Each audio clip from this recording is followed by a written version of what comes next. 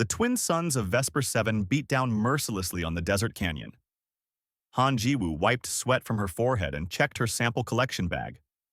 3 more hours until she could return to the research station. 3 more hours of scorching heat and endless sand. She didn't mind. Jiwoo preferred the harsh beauty of the desert to the crowded colony buildings. Out here, she could think. Out here, she could work without people constantly asking her questions or expecting her to attend their social gatherings. The alien plants and creatures of this world were far better company than most humans she'd met. Her boots crunched on the rocky ground as she made her way deeper into the canyon.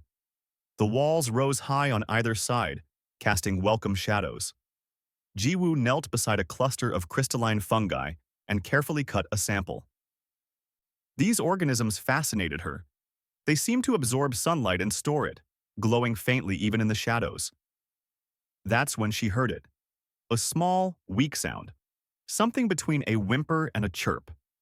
Jiwoo stood and turned slowly, scanning the canyon walls. The sound came again, softer this time. She followed it, climbing over rocks until she found a narrow crack in the canyon wall. The sound was coming from inside. She squeezed through the opening and found herself in a small cave. The temperature dropped immediately, offering relief from the heat. But Jiwoo barely noticed. Her eyes were fixed on the small creature lying in the center of the cave floor. It was about the size of a large dog, but it wasn't anything like a dog. Its body was covered in fur that looked like it was made of glass or crystal. Even in the dim light of the cave, the fur caught and reflected what little light there was, creating tiny rainbows. The creature's eyes were closed and its sides moved weakly with each breath. Jiwoo approached slowly. She'd seen images of creatures like this in the colony database. They were called Volnari, dangerous pack hunters that every human on Vesper 7 had been warned to avoid. The adult ones were massive, the size of vehicles, with teeth that could tear through metal. This one was just a pup, and it was dying.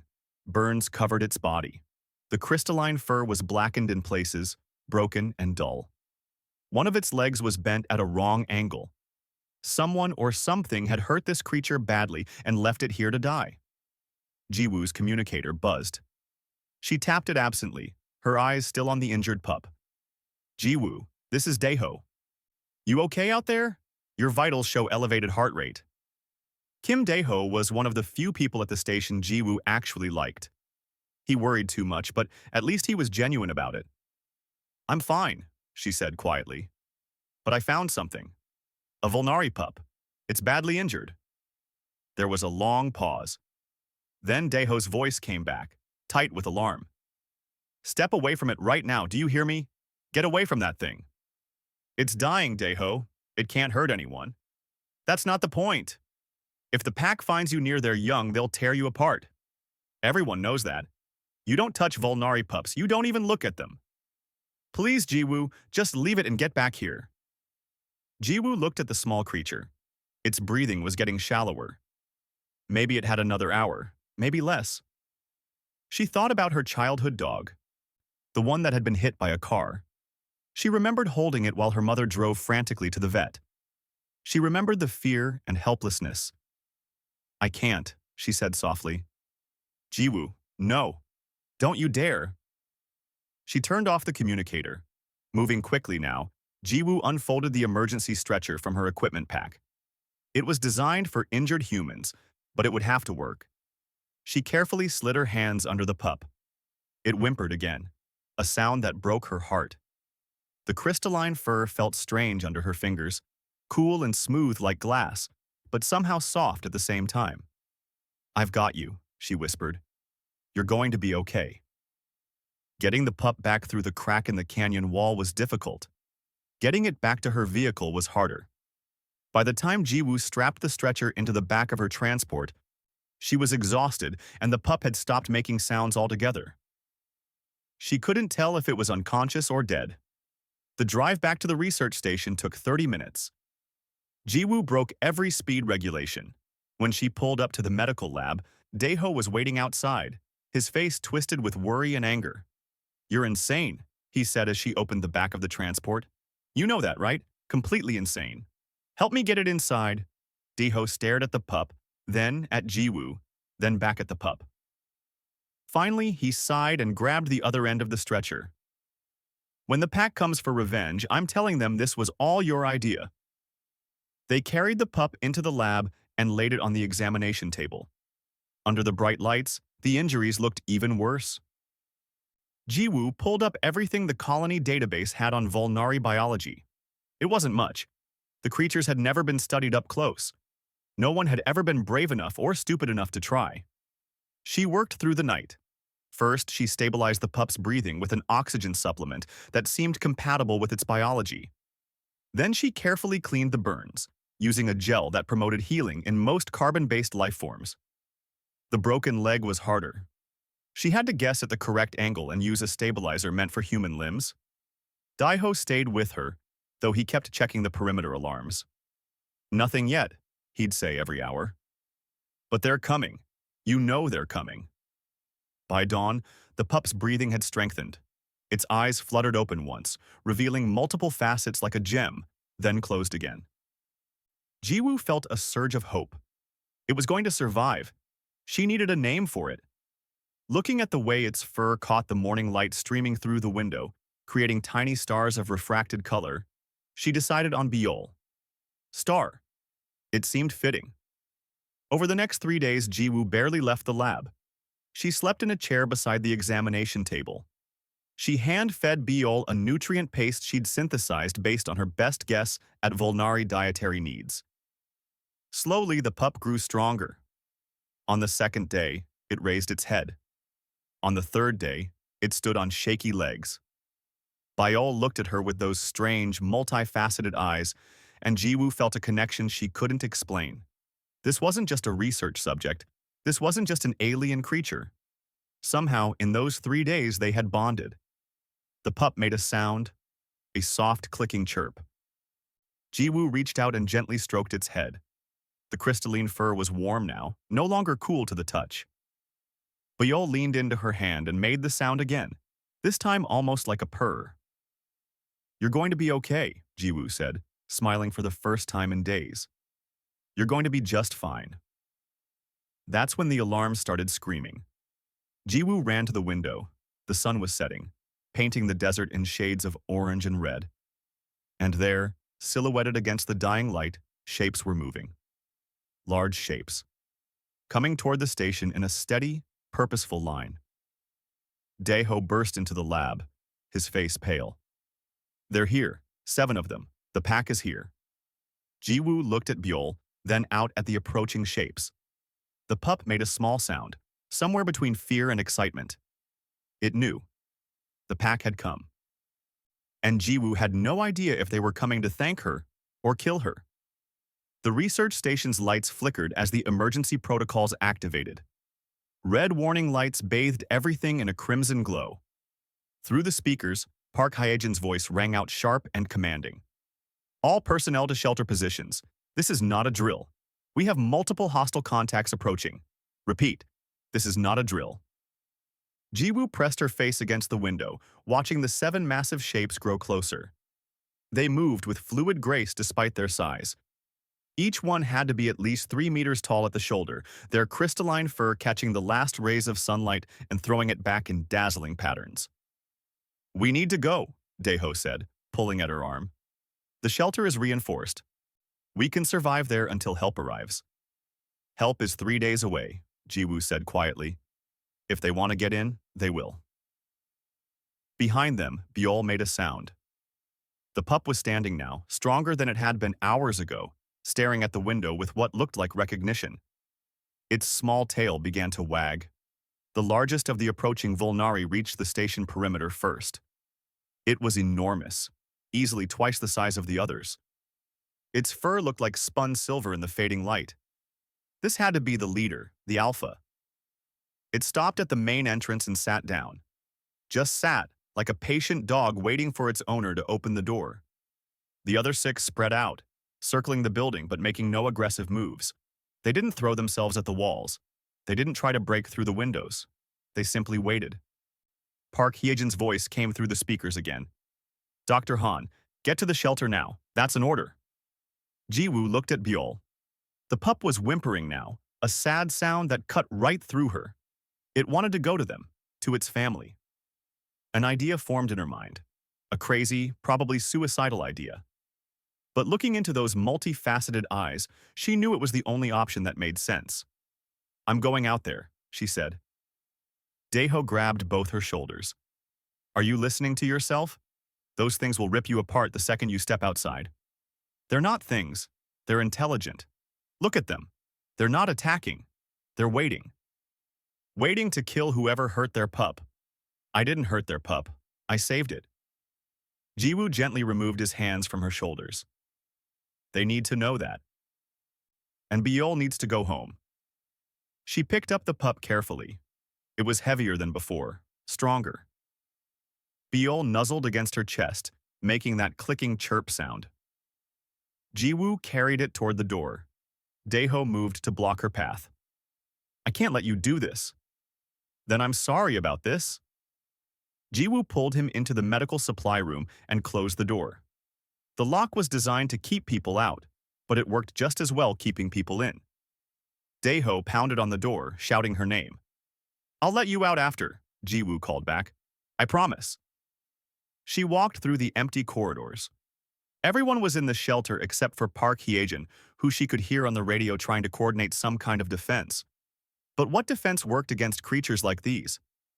Weapons that could kill them would just make things worse. The Volnari would fight back and more would die on both sides. No, this had to end differently. Jiwoo reached the main entrance.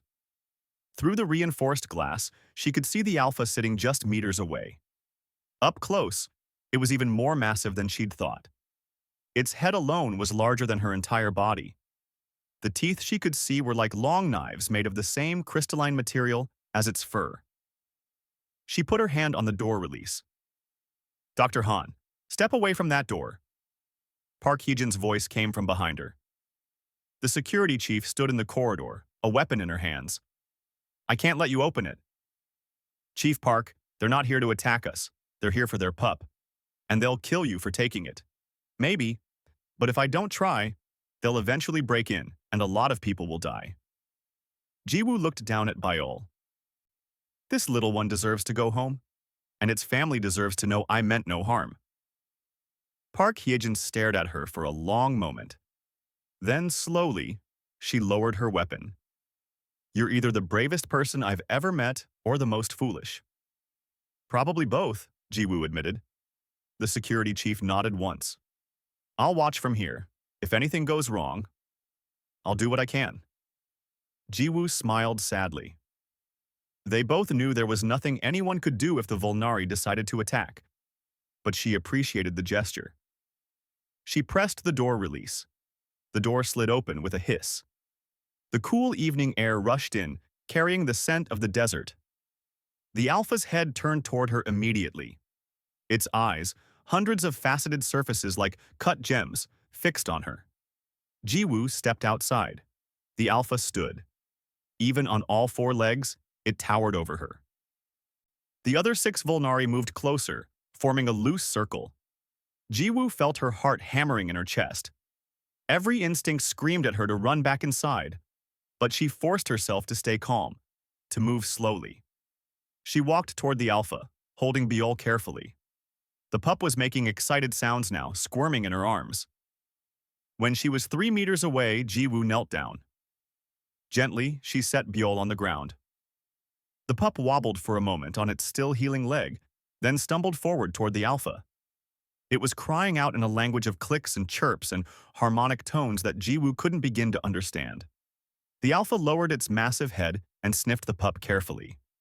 Its eyes examined every injury, every place where Jiwoo had applied healing gel or bandages. The other Volnari moved closer, all of them inspecting Biol with what looked like concern.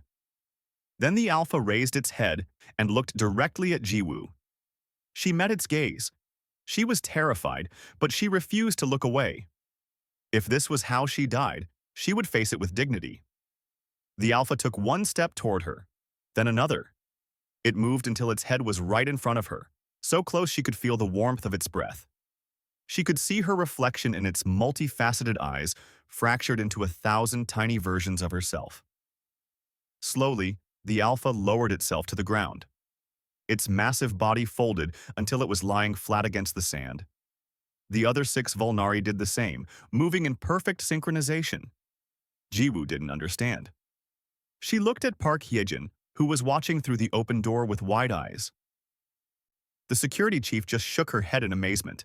The Alpha moved forward, crawling on its belly until its head was almost touching Jiwoo's knees. Then it lifted its head slightly and pressed its forehead against hers. The touch was gentle, careful. Jiwoo gasped. She felt something pass between them. Not words exactly, but something deeper. Understanding, gratitude, a connection that transcended species. The Alpha pulled back and looked at her with what she could only describe as intelligence. Real, genuine intelligence. These weren't animals. They were people. Different people, but people nonetheless. The Alpha stood and turned, moving back toward its pack. The others rose as well. Biol limped after them, pausing once to look back at Jiwoo and make a soft chirping sound. Then, the pup followed its family into the gathering darkness. They moved toward the canyon, their crystalline fur beginning to glow faintly in the dim light. When they reached the ridge, the Alpha stopped. It turned back one more time, looking at the research station. At Jiwoo. Then it raised its head and howled. The sound was unlike anything Jiwoo had ever heard. It wasn't frightening. It was beautiful. A long, complex song that seemed to contain joy and sorrow and 1,000 other emotions. The other Volnari joined in, their voices harmonizing in a way that made her think of whale songs or the music of deep space. The howl echoed through the canyons, bouncing off the rocks and coming back stronger. Jiwoo stood in the doorway, tears running down her face, listening to the most beautiful sound she'd ever heard. When the song finally ended, the pack disappeared over the ridge. The desert was silent again. Park Hyejin came to stand beside her. What just happened? Jiwoo wiped her eyes. I think they just said thank you. And I think we just made history. First contact with an intelligent alien species. Will they come back? Jiwoo looked at the ridge where the Volnari had vanished. Somewhere out there, Biol was going home. Somewhere out there, a family was whole again. I don't know, she said honestly, but I hope so. 3 months passed like a peaceful dream. Jiwoo's report on the Volnari encounter had created waves throughout the scientific community. Overnight, she had become famous. The woman who made first contact. The human who lived after touching a Volnari pup. But Jiwoo didn't care about fame. She cared about the occasional glimpses of crystalline fur she spotted on the canyon ridges. Sometimes when she went out for her sample collections, she would see them watching. Never approaching, but always there. Guardians in the distance. She liked to think one of them was Biol, now grown and healthy. Life in the colony continued its normal rhythm until the ships arrived. 3 massive vessels, each bearing the logo of the Taejin Group. They appeared in orbit one morning without warning, and by afternoon, shuttles were landing near the colony. Jiwoo was in her lab when Daeho burst through the door, his face troubled. We have visitors, he said. Corporate types. And they brought an army. From the lab window, Jiwoo could see the landing site. Soldiers in combat armor were unloading equipment. Heavy weapons, mining machines. Vehicles that looked more suited for war than industry. Governor Yoon Hana called an emergency meeting that evening. The small conference room was packed. Jiwoo squeezed in beside Daeho and Park Hyejin. At the front of the room stood a man in an expensive suit. He was young, maybe 35, with sharp eyes and a cold smile. This was Choi Minho, senior executive for Taejin Group's expansion division. Thank you all for coming, Minho said, his voice smooth. I'll be brief. Taejin Group has purchased mining rights to the canyon lands. We'll begin operations next week. I wanted to inform the colony as a courtesy. Governor Hana stood up, her jaw tight. Those canyon lands are near Volnari territory. Surely you've read Dr. Han's report about their intelligence? I've read it, Minho said dismissively. Very interesting. But intelligence doesn't equal ownership. The Volnari don't have a government. They haven't filed territorial claims. Legally, that land is open for resource extraction. Jiwoo stood up. They live there. They raise their young there. That's their home. Minho's eyes found her in the crowd. Dr. Han, the famous Volnari expert. Let me ask you something. Did the Volnari speak to you? Did they sign a treaty? Exchange technology? Not in words, but then they're animals. Intelligent animals, I'll grant you, but animals nonetheless. We have procedures for this. We'll relocate any packs we find. Humanely, of course. You can't relocate them. That's not how pack bonds work. Those canyons are their home, their territory. You'd be destroying their entire civilization. Minho's smile never wavered. Then they'll adapt. Or they'll move on their own when the mining starts. Either way, this is happening. We have legal permits, we have corporate backing, and we have the equipment to handle any problems that arise. Park Hyojin spoke up. What kind of equipment? The defensive kind. Plasma cannons, drone swarms, electromagnetic pulse generators. If the animals attack our workers, we'll protect them. That's not negotiable. The room erupted in angry voices, people shouting over each other, Governor Hana trying to restore order.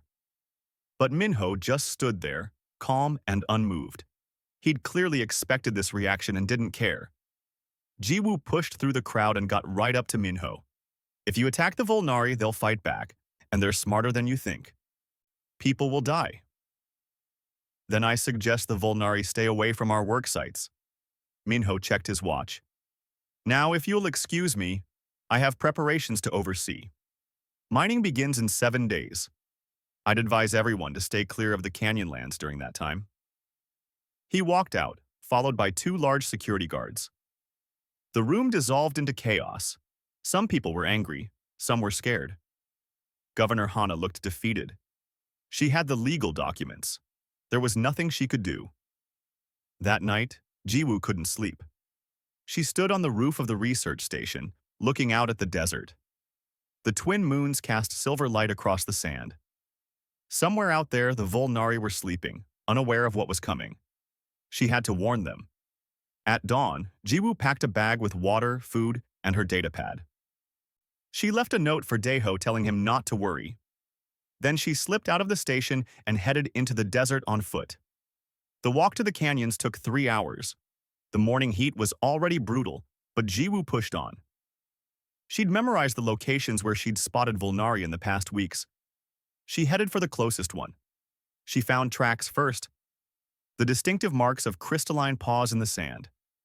She followed them into a narrow canyon where the walls provided shade. And there, lying on a flat rock in a patch of sun, was a Volnari. Not the alpha. This one was smaller, probably female. Its fur was a deep blue color that shifted to purple in the shadows. It raised its head as Jiwoo approached, watching her with calm curiosity rather than aggression. Jiwoo stopped a respectful distance away. I need to find your pack, please. I need to talk to them, to warn them. The Volnari stood and stretched, then jumped down from the rock with surprising grace. It walked toward Jiwoo, sniffed her once, then turned and started walking deeper into the canyon. After a few steps, it looked back at her. Jiwoo smiled. I'll take that as a yes. She followed the Volnari through a maze of canyons. The paths were narrow and winding, clearly designed to confuse intruders. But the Volnari moved with confidence, and Jiwoo struggled to keep up. Finally, they emerged into a wide canyon basin. And there, spread across the rocks and sand, were dozens of Volnari, maybe 100. Pups played in the shadows while adults rested or groomed each other. It was a community, a civilization in miniature. And there, at the center, was the alpha, silver fur gleaming, even larger than Jiwoo remembered. And beside it, a half-grown Volnari with a slight limp in one leg. Biol. The young Volnari saw her and immediately bounded over, moving faster than something its size should be able to move. It stopped right in front of Jiwoo and made that clicking chirp sound, the same one it had made as a pup. Jiwoo laughed, tears in her eyes. Look at you, you're huge. Biol pressed its head against her chest, gentle despite its size. The alpha approached more slowly, watching the reunion with those intelligent eyes. Jiwoo pulled out her datapad. She'd prepared for this, loading it with simple images and symbols. She pulled up the first one, a picture of mining equipment, then an image of the canyons, then an image of weapons. The Alpha looked at each image carefully. Its expression was hard to read, but Jiwoo saw its eyes narrow at the weapons. She pulled up more images, pictures of the Taijin group soldiers, the timeline showing 1 week, diagrams of the mining operation expanding across the canyon lands. The Alpha made a low sound, not quite a growl. The other Volnari in the basin had gone quiet, all of them watching now. Biol pressed closer to Jiwoo, as if seeking comfort. Jiwoo showed one more image, a picture of herself standing between humans and Volnari, hands raised. She hoped the meaning was clear. She wanted to help, wanted to find a peaceful solution. The Alpha looked at her for a long moment. Then it raised its head and made a sound unlike any Jiwoo had heard before. A long, complex call that echoed off the canyon walls. And the canyons answered back. From every direction, howls and calls rang out. Not just from the basin, but from everywhere. The sound grew and grew until it seemed to come from the very rocks themselves. Jiwoo turned in a slow circle, her heart pounding. On every ridge, every cliff, every high point, Volnari were appearing. Dozens became hundreds. Hundreds became thousands. The entire canyon system was filled with them. She'd thought the pack she met was the Volnari population. She'd been wrong. So wrong.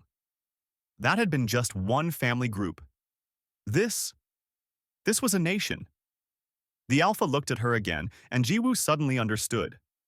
The Volnari weren't going to run. They weren't going to hide. This was their home, and they would defend it.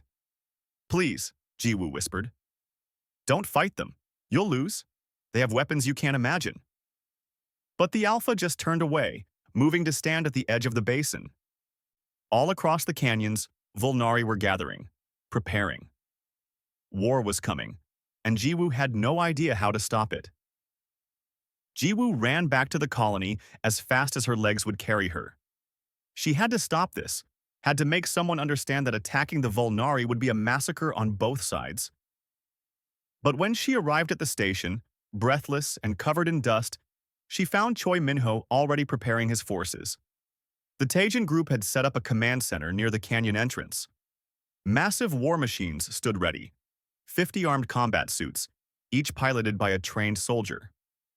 Drones filled the sky like a swarm of metal insects. Weapons powerful enough to level buildings pointed toward the canyons.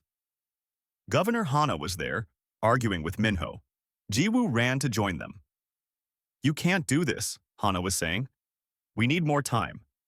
We need to try peaceful contact first. The time for talk is over, Minho said coldly.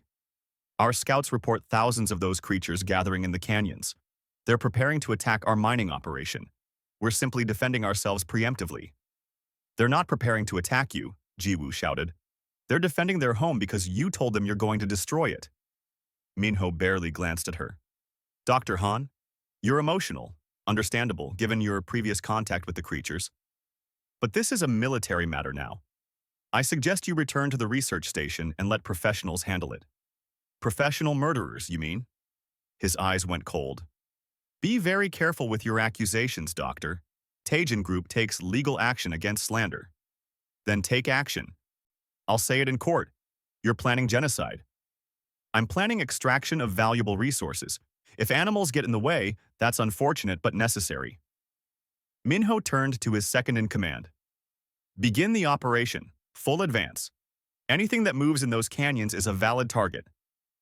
The combat suits began to march forward, their footsteps shaking the ground. The drones buzzed ahead, scanning for targets. Governor Hana looked sick, but she had no authority over corporate military forces. Park Hyejin stood nearby, her hand on her weapon, clearly wanting to do something but knowing her small security force was helpless.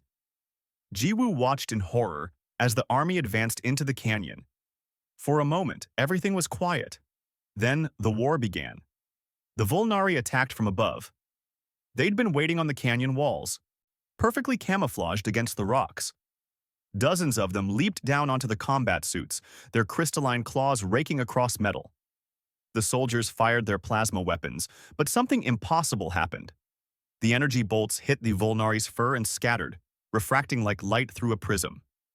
The beams went everywhere except into the creatures themselves. Impossible, Minho breathed. Their fur, it's refracting the plasma. The Volnari weren't just strong and fast, they were smart. They worked together like a military unit. Some would draw fire while others flanked from the sides. They targeted the joints of the combat suits, the weak points, with surgical precision. Within minutes, 3 suits were down, their pilots ejecting in panic. But the humans had numbers and firepower. The drones swarmed in, firing solid ammunition that the Volnari couldn't refract. Explosions rocked the canyon walls. Jiwoo saw Volnari fall, their beautiful crystalline fur going dark as they died. She saw soldiers die too, torn from their suits by creatures fighting for their homes. "Stop this," she screamed at Minho. "Call them back." "Not until those animals are eliminated or retreat." Daeho grabbed her arm. "Jiwoo, there's nothing we can do. This is beyond us." But it wasn't beyond her. She couldn't stand by and watch this slaughter. Without thinking, she ran to the transport vehicles and jumped into one. The keys were still in the ignition. She started it up and drove straight toward the battle. "Jiwoo, no!" Daeho's voice came through the radio, but she ignored it. She drove into the canyon, swerving around combat suits and leaping Volnari. Bullets and plasma bolts filled the air around her. She kept her hand on the horn, broadcasting on all frequencies. "Cease fire! Everyone cease fire!" A young soldier, his combat suit damaged, nearly fired at her before recognizing the colony vehicle. Lee Sang-yuk. She'd met him once, a kid barely 20 years old who'd taken this job to pay off student loans. His face through the suit's viewport was terrified. Jiwoo abandoned the vehicle and ran to the center of the canyon, where the fighting was fiercest. She stood in the open, arms spread wide, making herself impossible to miss. "Stop! Both sides, stop!" For a moment, nothing changed. Then gradually, the firing decreased. Soldiers held their fire, confused by this crazy woman in the middle of a battlefield.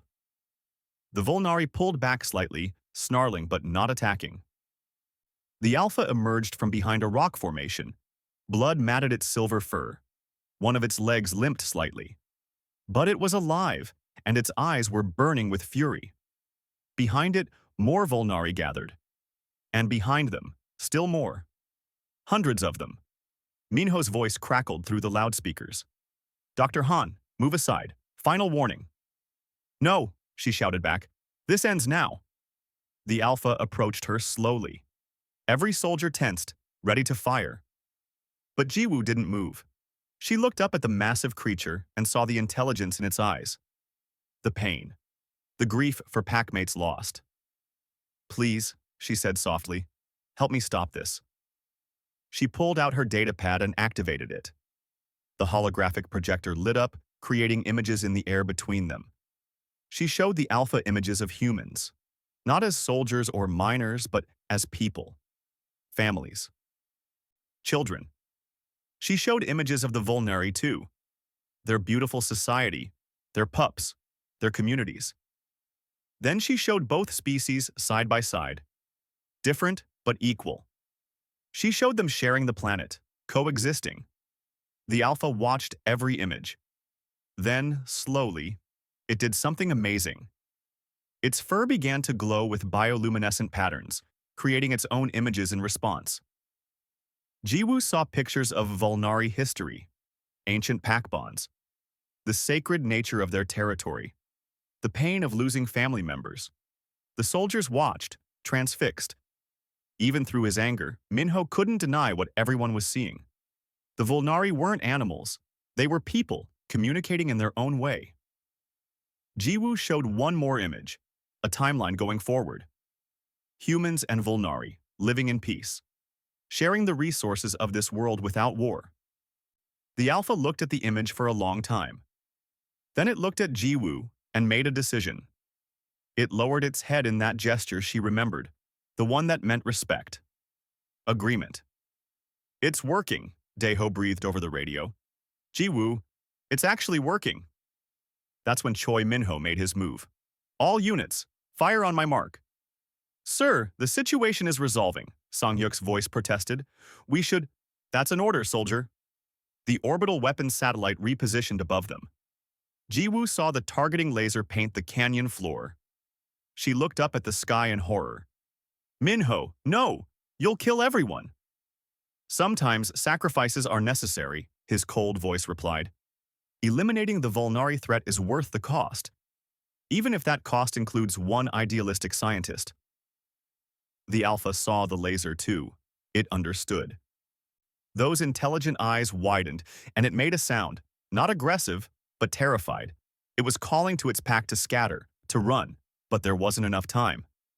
Jiwoo screamed as the Alpha moved. The massive creature grabbed her in its jaws, gentle despite the teeth, and ran. Its powerful legs ate up the distance as it sprinted for the canyon exit. Other Volnari scattered in all directions, trying to escape the coming strike. Sang-hyuk broke formation, his combat suit running alongside them. I won't be part of this, he shouted over the radio. I'm not a murderer. The countdown hit 0. The canyon exploded in white light and fire. The shockwave threw Jiwoo and the Alpha tumbling across the sand. She felt the heat sear her back, felt the impact as she hit the ground hard. Then everything went dark. When she opened her eyes, she didn't know how much time had passed. Her entire body hurt. She tried to move and gasped at the pain in her ribs. Above her, the sky was dark with smoke. The Alpha lay beside her, its breathing shallow. Burns covered its silver fur. But it had made it out. They both had. Jiwoo reached out and touched the Alpha's head. Thank you, she whispered. You saved me. The Alpha's eyes opened slightly. It made a soft sound, then closed its eyes again. Voices were approaching. Footsteps. Jiwoo tried to stand but couldn't. Her vision blurred. The last thing she saw before darkness took her again was Sang-hyuk's face as he removed his helmet, tears streaming down his young face as he looked at the burning canyon. Jiwoo woke up slowly, her mind foggy with pain. She tried to open her eyes, but everything was dark. No, not completely dark. There was a faint glow coming from somewhere nearby. A soft blue-green light that pulsed gently like breathing. She tried to sit up and immediately regretted it. Pain shot through her ribs and back. She gasped and lay still, waiting for the agony to fade to something manageable. Where was she? The last thing she remembered was the explosion. The Alpha saving her. Sang-hyuk's face. Then nothing. Slowly, her eyes adjusted to the dim light. She wasn't in the research station. She wasn't in any human building. The walls around her were natural rock, carved smooth by water and time. She was in a cave. A massive cave. And she wasn't alone. As her vision cleared, Jiwoo saw them. Dozens of Volnari lying throughout the cave, their fur providing the gentle glow. Some were sleeping, others were awake, watching her with calm curiosity. Near the cave entrance, she could see more of them moving around outside. A smaller Volnari approached her carefully. It took Jiwoo a moment to recognize the slight limp, the familiar pattern of healing scars. Biol. The young Volnari nuzzled her gently, making soft clicking sounds. Hey, Jiwoo whispered, her voice rough. You're okay, thank God. Biol settled down beside her, providing warmth. Other Volnari approached, and Jiwoo realized they'd been caring for her. Someone had wrapped her injuries in what looked like plant fibers, soaked in a healing substance. Her broken ribs had been stabilized. Water and something like food sat nearby in carved stone bowls. The Alpha emerged from the shadows at the back of the cave. It moved slowly, clearly still hurt from the explosion, but alive. It approached Jiwoo and lowered its head, touching its forehead to hers in that gesture of connection. Jaefu felt tears running down her face. You saved me, all of you. After what my people did, you still saved me. The Alpha pulled back and looked at her with those wise, ancient eyes. Then it turned and walked deeper into the cave, pausing to look back. An invitation. Bayol helped Jiwoo stand, letting her lean on its strong back. Together, they followed the Alpha through winding passages. The cave system was enormous, and as they walked, Jiwoo saw more Volnari, hundreds of them. This wasn't just a hiding place. This was their true home, hidden beneath the canyons. They entered a vast central chamber, and Jiwoo stopped, her breath catching. The walls were covered in paintings, thousands of years of history painted in luminescent colors that still glowed softly. She saw images of the Volnari's ancestors, their first hunts, their first communities, the development of their society over millennia. This wasn't just a civilization, this was history, culture, art, everything that made a people truly people. The world needs to see this, Jiwoo whispered. She pulled out her datapad from her jacket pocket. Miraculously, it was still working despite everything. She began recording, documenting every painting, every proof of Volnari sapience. She recorded for hours until her battery began to run low. The Alpha watched the entire time, seeming to understand what she was doing. When she finally stopped, exhausted, it led her to another chamber. This one contained something that made Jiwoo's heart break. Bodies. Volnari who had died in the explosion. The pack had brought them here, laying them out with care. The Alpha stood over them, making a sound of pure grief. Other Volnari entered the chamber, their own songs of mourning joining in. It was a funeral, Jiwoo realized. They were honoring their dead. She knelt among them, tears flowing freely. "I'm so sorry. I tried to stop it. I'm so sorry." But she knew sorry wasn't enough. Words couldn't fix this. Only action could. Over the next 2 days, Jiwoo recovered enough to move around.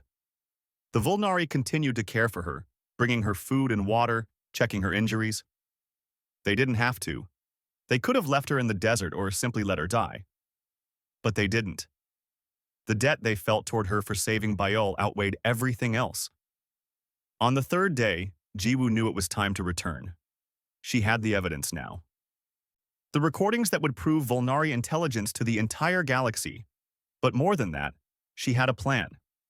The Alpha seemed to understand when she approached it that morning. She showed it images on her datapad. The colony, the humans, the need to return. Then she showed something else. A plan to stop Minho. To protect the Volnari forever. The Alpha looked at the images for a long time. Then it raised its head and called out. The call echoed through the caves and beyond. Within an hour, Volnari were emerging from every passage. Not just hundreds now. Thousands. The entire nation, answering their Alpha's summons. They moved as one, flowing out of the caves and into the desert. Jiwoo rode on the Alpha's back, still too injured to walk the distance. Bayol ran beside them, and the young Volnari looked excited rather than afraid. The sun was setting when they reached the ridge overlooking the colony. Down below, Jiwoo could see the Taejin group had already started rebuilding their operation. Minho clearly thought he'd won, that the Volnari had been eliminated or driven off. The sight of thousands of Volnari appearing on the ridge caused immediate panic. Alarms blared. Soldiers scrambled to defensive positions. Minho's voice boomed over loudspeakers, ordering everyone to prepare for an attack. But the Volnari didn't attack. They simply stood there, a wall of crystalline fur glinting in the dying light. Waiting. The Alpha lowered itself, allowing Jiwoo to climb down carefully. Bayol supported her on one side as she walked slowly down the ridge toward the colony. Every step hurt, but she forced herself to keep moving. Governor Hana was the first to reach her, running from the colony entrance with Daeho and Park Hyejin right behind. "Jiwoo, we thought you were dead. The explosion, your life signs went dark." "I need to see everyone," Jiwoo interrupted. "Everyone, right now, and I need access to the main broadcast system." Within 30 minutes, every human on Vesper 7 was gathered or connected remotely. Choi Minho stood at the front, flanked by his guards, his face darkening as he saw Jiwoo alive. "This is private property," he started. "You have no authority." "Shut up," Governor Hana said coldly. "Let her speak." Jiwoo connected her datapad to the main display. The screen lit up with her recordings. The cave paintings, the funeral, the evidence of Volnari intelligence and culture spanning thousands of years. The Volnari aren't animals, she said, her voice steady despite the pain. They're people. They have art, history, culture, and complex social structures. Under galactic law, that makes them a protected sapient species. And what Tajin Group did 3 days ago wasn't pest control. It was genocide. The crowd erupted. Colonists shouting questions. Scientists demanding access to the recordings. Minho's face went pale as he realized what this meant legally. "You have no proof I ordered that strike," he said desperately. "Actually, we do." Sang-hyuk stepped forward, his young face hard. "Every combat suit records orders. I've been holding copies of everything. Your orders. Your voice. Everything." Other soldiers stepped forward, joining Sang-hyuk. They'd been horrified by what they'd been ordered to do. Now they were ready to testify. Governor Hana looked at Minho with disgust. "Choi Minho, you're under arrest for attempted genocide, attempted murder, and crimes against sapient species. Galactic authorities are being contacted now." Minho's guards moved to protect him, but Park Hyejin's security forces surrounded them. The corporate executive tried to run for his ship, but found his path blocked by Volnari. The Alpha stood at the landing pad, looking down at him. It didn't threaten. It didn't need to. Minho surrendered. The following weeks were chaos in the best way possible. Galactic authorities arrived to investigate.